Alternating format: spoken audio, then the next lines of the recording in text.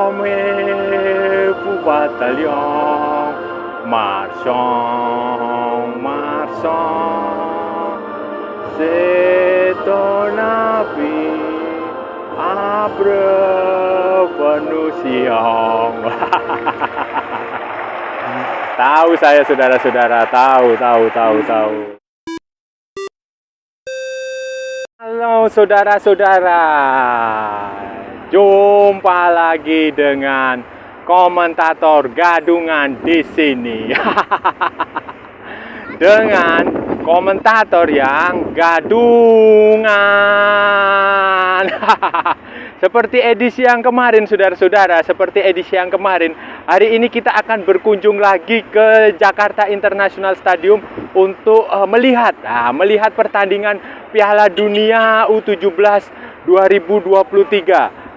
Kalau nggak salah hari ini ada pertandingan di grupnya Prancis, kemudian ada lagi grupnya Korea Selatan. Prancis dan Korea Selatan sama kayaknya. Ya, pokoknya kalau nggak salah itu pertandingan pertama itu adalah Prancis, kemudian nanti pertandingan kedua itu adalah Korea Selatan dengan Amerika Serikat. Ini kemarin kita sudah melihat dua pertandingan juga yang tak kalah menarik, Inggris dengan Kaledonia Baru dan Brasil yang secara ajaib kena comeback dari mana ya? Dari Iran.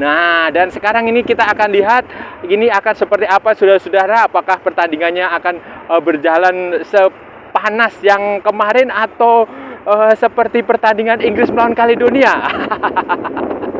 Kita nggak akan tahu karena di level U17 ini saudara-saudara, di level remaja ini persaingannya itu sebenarnya cenderung lebih merata, lebih seimbang dibandingkan dengan tim senior. Karena seperti yang selalu saya katakan bahwa timnas U17 itu adalah development remaja, sepak bola remaja, sepak bola junior itu development. Belum tentu nanti mereka ini main bagus di sini akan tembus langsung ke level senior, akan mengikuti jejak pemain-pemain seperti Neymar, seperti Lionel Messi, seperti siapa lagi, Cesc Fabregas, ya kayak begitulah. Jadi ini kekuatannya akan jauh lebih merata. Nah, ini akan seperti apa saudara-saudara? Ayo kita ikuti sama-sama, nanti kita akan tengok ke dalam. Ini sekarang saya berada di luar dan ya begini situasinya, masih kira-kira ini 2 jam sebelum pertandingan saudara-saudara. Saudara, kalau saudara-saudara ketahui ya, Prancis yang akan bertanding hari ini, ada Prancis, ada Korea, ada Amerika Serikat. Prancis ini kan kalau kita bicara tim nasional Prancis di level senior saudara-saudara, itu ya kita sudah tahu bersama lah, mereka salah satu tim terbaik di Eropa, di dunia mungkin saja. Mereka punya dua Piala Dunia, atau berapa? Dua Piala Dunia 98 sama yang kemarin 2018. Di level senior mereka bagus, mereka menghasilkan pemain-pemain yang ya kita tahulah, pemain-pemain legendaris. Kemudian tetapi saudara-saudara di level junior ini situasinya berbeda saudara-saudara. Di level junior situasinya berbeda karena kita nggak akan tahu kualitas pemain junior. Apalagi biasanya negara-negara Eropa ini tidak terlalu serius ketika mereka mempersiapkan tim untuk Piala Dunia di level U17, U19, U20. Itu biasanya mereka tidak terlalu serius seperti halnya negara-negara dari Afrika atau dari Asia. Biasanya kalau negara-negara Afrika, dari Asia itu mereka akan mempersiapkan tim itu ya sebulan, 2 bulan, setahun.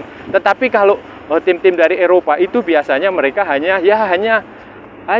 maksimal 2 minggu, 3 minggu, seperti itu. Karena agenda mereka di kompetisi dalam negeri mereka kan sangat padat. Dan terbukti saudara-saudara di level U17 ini kan juaranya yang paling banyak itu kan bukan dari Eropa, tetapi kalau nggak salah dari Brasil dan dari Nigeria, dari Amerika Selatan dan dari Afrika. Jadi ya normal. Normal. Dan kemarin kalau kita flashback ke pertandingan kemarin, Iran bisa mengalahkan Brasil dengan skor yang menurut saya cukup comeback lah. Menang comeback itu ya sesuatu yang ya memang bagus saudara-saudara, memang bagus karena ya seperti itulah. Ya, kemenangan Iran cukup bagus lah, saudara-saudara. Bayangin, di babak pertama mereka tertinggal 2-0. Dan orang-orang sudah banyak orang mengira, berhasil akan menang, menambah 1 gol, 2 gol, 3 gol di babak kedua. Ternyata kan tidak, saudara-saudara. Ternyata tidak. Iran pantang menyerah. Dan penonton di stadion yang kemarin saya ikuti itu juga tampaknya mayoritas, ya bukan banyak sekali yang menjagokan Iran. Mereka meneriakkan yel-yel Iran, mereka berteriak-teriak Iran, Iran, Iran, Iran. Nah, tampaknya itu yang membuat Iran tampil semangat dan kemudian comeback. Sementara waktu pertandingan pertama Inggris melawan Kaledonia Baru, ya wajar, saudara-saudara, wajar. Kan kita tahu sendiri, Kaledonia Baru negara yang seperti apa, negara kecil. Kemudian Oseania, regional Oseania itu bukan regional yang bagus lah, yang bagus seperti Asia atau seperti Afrika atau Amerika atau CONCACAF. Baik. Sudah biasa kalau klub dari Oseania itu menjadi lumbung gol. Maka dari itu kan negara seperti Australia kan kemudian memutuskan meninggalkan Oseania untuk bergabung ke konfederasi di Asia. Itu kan tujuannya supaya mereka mendapatkan musuh yang seimbang. Karena kalau Australia masih main di Oseania juga kan mereka jadi tim yang sangat superior. Beda halnya ketika di Asia. Di Asia ini pun mereka kan nggak lolos ke Piala Dunia U17 ini kan yang lolos mewakili Asia kan Iran, Uzbekistan, Korea, Jepang, dan Indonesia tentu saja, saudara-saudara. Jadi ya ini akan menarik, saudara. Kita akan lihat saja nanti pertandingan pertama ini Prancis akan seperti apa. Apakah mereka akan sesuperior seperti Inggris? Kemudian nanti kita juga lihat wakil Asia lainnya dari Korea Selatan. Nah, Korea Selatan melawan Amerika Serikat kalau nggak salah. Itu juga akan sangat menarik, saudara-saudara. Saudara-saudara, ini kita sekarang ini ada di dalam apa ya istilahnya ya? Di dalam lorong Selasar di Jakarta International Stadium ini terlihat masih kosong sekali, saudara-saudara.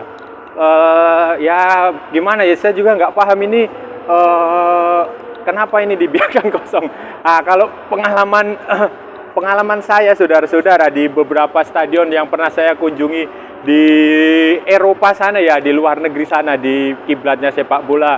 Ya jelek-jelek begini saya pernah ke Santiago Bernabeu, pernah ke Estadio Vicente Calderon, pernah ke Donbass Arena di Ukraina, pernah ke mana lagi ya, beberapa stadion di luar negeri itu, di Eropa itu kalau di Selasar gini nih biasanya mereka menggunakannya sebagai tempat food and beverage. Nah, jadi mereka biasanya di sini, di tempat-tempat ini, saudara-saudara. Nah, di sekitar sini biasanya mereka ada food and beverage. Jadi misalnya orang jual apa dari klub yang menjual. Jadi itu bagian dari salah satu pemasukan yang bisa dikerjakan oleh klub di Indonesia, atau mungkin kalau tim nasional ya PSSI, bisa pemasukannya dari situ. Jadi dimasukkan di situ. Wah, nanti orang datang keluar dari tribun, dia masuk ke situ, beli dari sponsor, produk-produk sponsor dijual di situ. Jadi itu akan jauh lebih menguntungkan. Ya, semoga kedepannya ini bisa dikerjakan di stadion ini. Stadion ini berarti miliknya apa? Persija ya. Persija Jakarta, semoga bisa. Saya nggak tahu kalau di Malaysia gimana. Mungkin kawan-kawan yang punya pengalaman di Malaysia, di Stadium Sultan Ibrahim, kemudian di stadium lain, di Selangor, di mana Sabah, mungkin bisa silahkan tulis di kolom komentar bagaimana suasana di stadium-stadium di negara, di Malaysia khususnya, di negara kalian. Nah, kalau ya sepengetahuan saya kalau di Eropa ya itu pengalaman saya di Santiago Bernabeu itu seperti itu. Kemudian di Donbass Arena juga seperti itu. Di stadionnya Dinamo Kiev di Ukraina itu juga seperti itu. Jadi memang harus dimanfaatkan lah. Kalau ini kosong begini kan ini bisa untuk apa ya? Untuk main bola juga. Main bola anak-anak di sini ya. Mungkin kedepannya bisa seperti itu kalau klubnya stadionnya dikelola oleh klub ya, dikelola oleh klub, bukan lagi dikelola oleh pemerintah daerah ya. Bisa aja kerjasama badan usaha lah, karena sayang sekali kalau ini mau dimanfaatkan, ini bisa profesional, saudara-saudara. klub bisa mendapatkan pemasukan dari sini, jualan di sini kan bisa juga dia mengundang tenan-tenan dari UMKM, usaha kecil, usaha mikro, suruh jualan di sini. Kemudian atau dia buka stand sendiri lah, seperti yang beberapa di Eropa itu mereka begitu, mereka buka stand sendiri di situ, mereka jualan produknya adalah produk-produk dari sponsor, misalnya Coca-Cola, kemudian Lays, kemudian bir, biasanya bir, saudara-saudara, bir. Tapi kalau di Indonesia kan bir nggak bisa diperjual bebaskan. Nah, dimulai dengan lagu kebangsaan Prancis.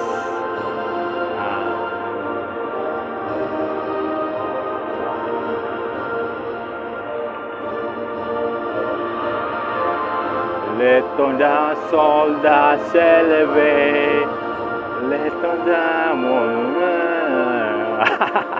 begitu saudara-saudara liriknya.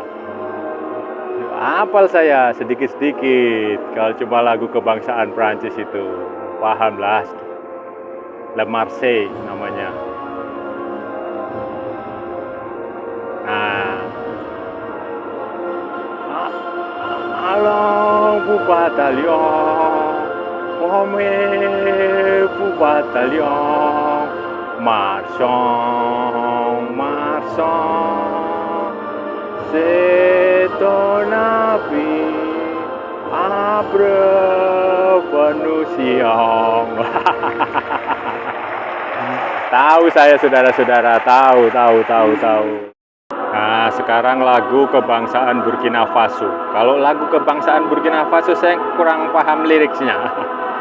Bahasanya sama sih, bahasa Prancis saudara-saudara, tapi saya nggak paham, sumpah. Burkina Faso ini presidennya adalah baru saja kudeta beberapa bulan lalu, masih muda, masih 30 berapa tahun lah, 35 atau 30 berapa itu. Presiden di Burkina Faso itu kapten siapa gitu, naik kekuasaannya melalui kudeta saudara-saudara. Nah, ini lagu kebangsaannya, mari kita dengarkan. Burkina Faso dan Prancis itu juga sama, mereka sama-sama bahasanya Prancis. Burkina Faso juga bekas koloni Prancis, bukan ya, waktu di Afrika.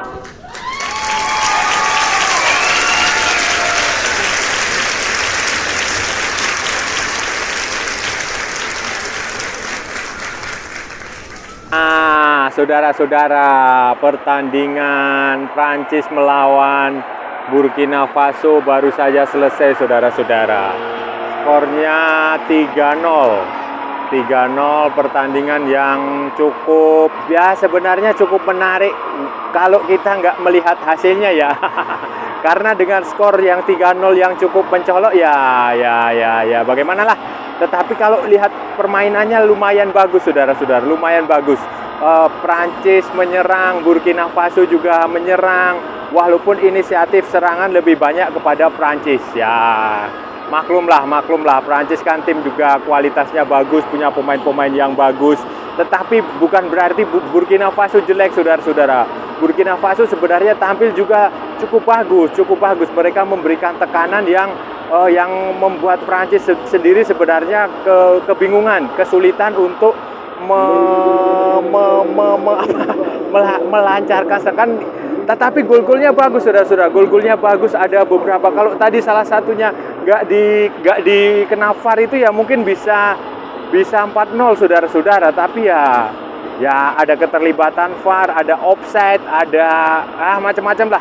Gol-golnya bagus dan Prancis bermain bagus, bermain taktis, tidak terlalu banyak mengandalkan menggiring bola. Nah, ini pelajaran yang bisa dipetik untuk tim nasional Indonesia U17 kita, maupun di U17, U20, U19 maupun senior, bahwa pertandingan sepak bola itu sejatinya adalah umpan, passing, umpan, dribble. Tidak usah terlalu sering mendribble bola, tidak usah terlalu sering memaksakan bola. Kemampuan keterampilan teknik individu oke, baguslah, setiap pemain punya kemampuan teknik individu, tetapi lebih baik kalau itu diumpan.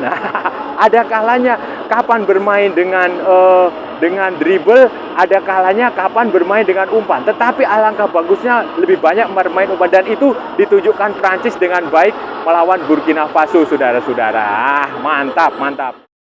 Nah, saudara-saudara, ini pertandingan kedua antara Korea Selatan melawan Amerika Serikat ini akan segera dimulai. Nah, ini mereka sedang melakukan pemanasan dan seperti biasa nanti setelah pemanasan masuk ke ruang ganti, kemudian melakukan formasi masuk ke lapangan, nasional anthemnya dikumandangkan, lagu kebangsaan, terus kemudian mereka akan bertanding di pertandingan yang ya pertandingan setelah tadi pertandingan pertama Prancis mengalahkan Burkina Faso ini mereka masih satu grup, saudara-saudara, masih satu grup. Dan ya tetapi nanti kita nggak usah nunggu pertandingan inilah saudara-saudara, karena kita tahu ya ini wakil Asia ini kemungkinan juga menarik, ketat pertandingannya antara Korea Selatan dengan Amerika Serikat. Itu kemungkinan juga menarik, tapi kita nggak akan menyaksikan pertandingan ini karena ada pertandingan lain yang jauh lebih penting untuk kita saksikan, saudara-saudara. Kalau nggak salah ada Manchester City sama Chelsea atau atau Liverpool, pokoknya nanti di Liga Premier itu. Terus ada di Italia itu ada Derby della Capitale kalau nggak salah, AS Roma dengan Lazio. Itu yang akan kita saksikan hari ini. Tentu saja kita nggak akan langsung datang ke stadionnya, saudara-saudara. Kita akan menyaksikannya dari rumah, dari televisi, kalau ada live streaming ya kita pakai live streaming, kalau nggak ada ya kita nonton di televisi.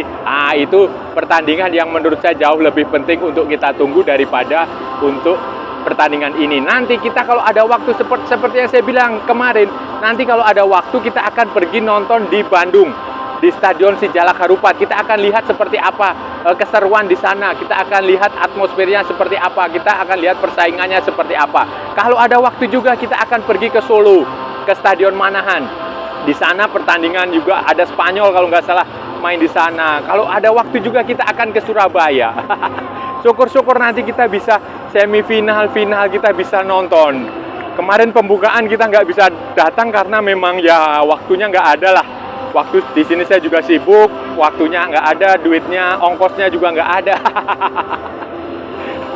Ya, makanya saudara-saudara like, share, and subscribe supaya ini channel Komentator Gadungan ini pertumbuhannya banyak, supaya nanti kita bisa pergi berkelana kemana-mana. Mungkin saja sekarang di Piala Dunia ini kita main di sekitaran Indonesia, tapi nanti mana tahu bulan depan, tahun depan kita bisa berkelana sampai ke Malaysia, sampai ke Singapura, sampai ke Thailand, melihat stadion-stadion yang ada di negara-negara Asia Tenggara.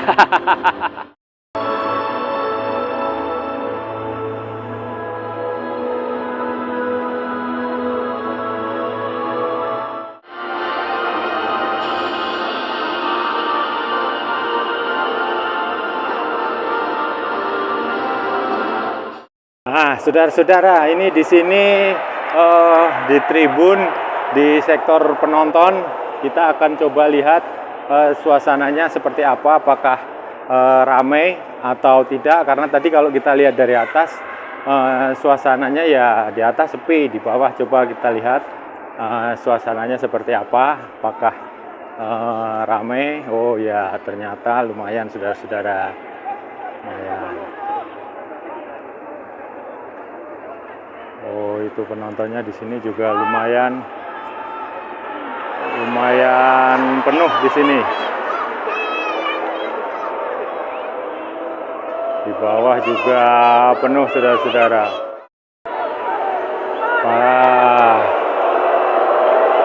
Penonton di sini sepertinya banyak sekali yang mendukung Korea Selatan, saudara-saudara. Ya wajarlah.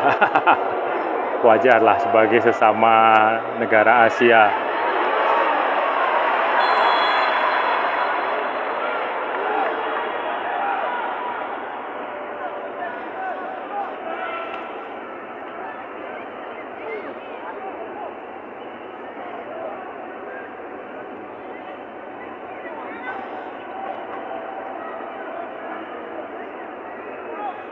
Ya, itu suasananya, saudara-saudara. Oke.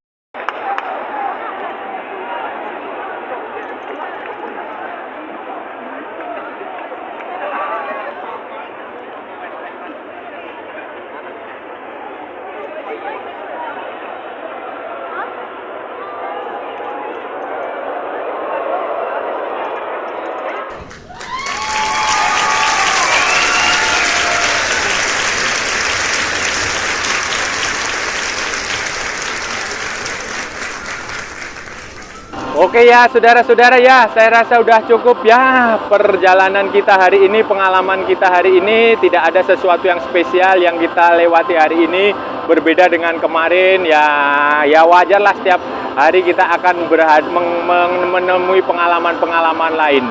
Dan saya rasa udah cukup ya, saudara-saudara ya. Kalau ada salah-salah ya mohon maaf. Namanya juga gadungan, saudara-saudara. Wajar kalau gadungan itu salah. Tetapi kalau benar, saudara-saudara, berarti sebuah kebenaran. Kalau saudara-saudara merasa channel ini bermanfaat, berguna, menghibur, menginspirasi, silahkan like, share, and subscribe. Tapi kalau tidak, saudara-saudara, abaikan saja, skip. Jangan ditonton, tetapi jangan juga di-report. Kasihan saya, saudara-saudara. Ikuti pula akun media sosial komentator gadungan, ada di Instagram, ada di Facebook, dan ada di Facebook. Iya betul, Facebook. Ada di Facebook dan ada di TikTok, tetapi yang bukan TikTok Shop, karena itu sudah dilarang. Oke saudara-saudara, sampai bertemu lagi di edisi-edisi berikutnya dengan keseruan-keseruan lain di stadion-stadion lain kalau memungkinkan. Bukan hanya di stadion-stadion di Indonesia, tetapi juga di stadion-stadion di Asia Tenggara. Kalau perlu nanti suatu saat juga akan saya ajak berkunjung ke pertandingan di Liga Indonesia. Mungkin kawan-kawan saudara-saudara saya di Malaysia perlu tahu juga atmosfer pertandingan di Liga Indonesia itu seperti apa. Nanti suatu saat kita akan ke sana, dan siapa tahu juga nanti suatu saat kita punya kesempatan pergi melihat Liga di Timor Leste. Oke saudara-saudara, sampai bertemu lagi di edisi-edisi berikutnya dengan tema-tema yang jauh lebih tidak bermanfaat, dengan tema-tema yang jauh lebih tidak berguna, dengan tema-tema yang jauh lebih membosankan. Oke, salam olahraga dan merdeka.